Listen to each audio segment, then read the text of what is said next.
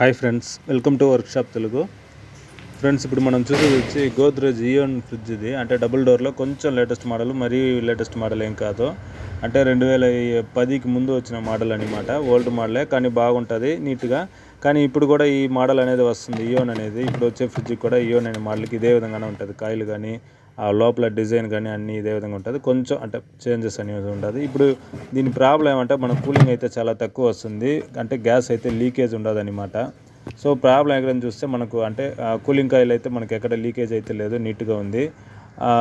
Inner condenser మీద మనకు doubt అనమాట. అందువల్ల కొత్త కండెన్సర్ వేస్తున్నాము. అది కాకుండా ఆ డ్రైన్ డబ్బాలో ఉన్న పైపు కూడా మనం కొత్తది కాపర్ పైప్ వేసేసి ఎక్స్టర్నల్గా మనం వచ్చి ఒక 12 రోల్ కండెన్సర్ వచ్చి దీనికి బిగిచ్చేసి కొత్త స్టెయినర్ అనేది వేసేసి దీని క్యాబ్లరే మనం వాడుతున్నాము. అంటే మనకు చోక్ అవ్వడం, బ్లాక్ అయిపోవడం, లేదా కంప్రెసర్ హై ఎంప్స్ తీసుకొని ట్రిప్ అవ్వడం అలాంటి ప్రాబ్లమ్స్ ఏం లేవు కాబట్టి క్యాబ్లర్ అయితే బాగానే ఉంటుంది. సో మనం ఈ వెల్డింగ్లన్నీ ఒక్కొక్కటి చేయకముందు ఒక్కొక్కటిగా మనం ఫ్రెష్ అవుట్ చేసుకుంటా ఆ వెల్డింగ్లన్నీ చేయబోతున్నాము. దాని తర్వాత గ్యాస్ అనేది ఎక్కించాలా.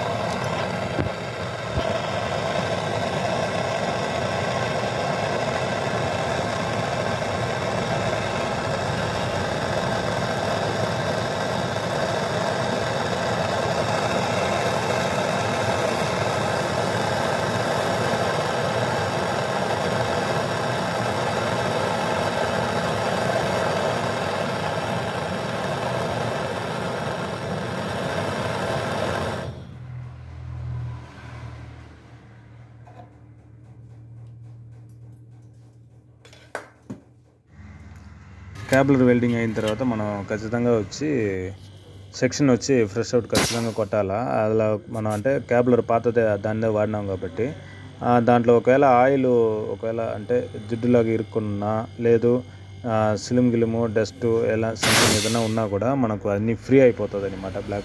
బ్లాక్ అయిపోయినా కూడా బాగా నీట్గా ఫ్రెష్ అవుట్ చేసిన తర్వాత ఆయిల్ ఉన్నా కూడా నీట్గా కొంచెం ఫ్రీ అయిపోతుంది. దాని తర్వాత మనం ఈ వెల్డింగ్ అయిన తర్వాత మనం వచ్చి వ్యాక్యూమ్ పెట్టేసి గ్యాస్ ఛార్జింగ్ చేయాలి. ఖచ్చితంగా వ్యాక్యూమ్ అనేది చేయాలి దీనికి. మళ్ళీ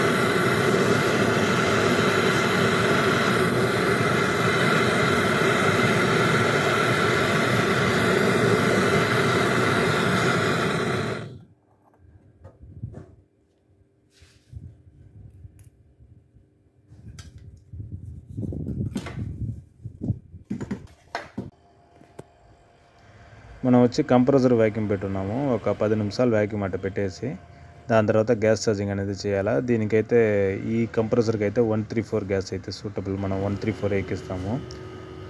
దీనికి మనం పెట్టే ప్రెజర్ అయితే ఒక 10 PSI అట్ట పెట్టంగానే మనకు కండెన్సర్లో 12 రోజులు అనేది 10 రోజులకు పైన బాగా హీట్ అనేది వచ్చి ఉంటుంది. ఆ హీట్ మనం అన్నీ చూసిన తర్వాత మనం లోపల మనకు అంటే కూలింగ్ కాయిల్ మనం చూసేటప్పుడు పైపులు అన్ని కాయిల్ మొత్తం మనకు పక్కాగా ఐస్ అనేది కట్టి ఉండాలి. ఆ విధంగా కట్టి ఉంటేనే మనకు ఎక్సలెంట్గా కూలింగ్ అనేది రావడం జరుగుతుంది. కట్ ఆఫ్ అవుతుంది, మనకు హీటర్ ఆన్ అయ్యేంత అన్ని కూలింగ్ అనేది పక్కాగా వస్తుంది అన్నమాట.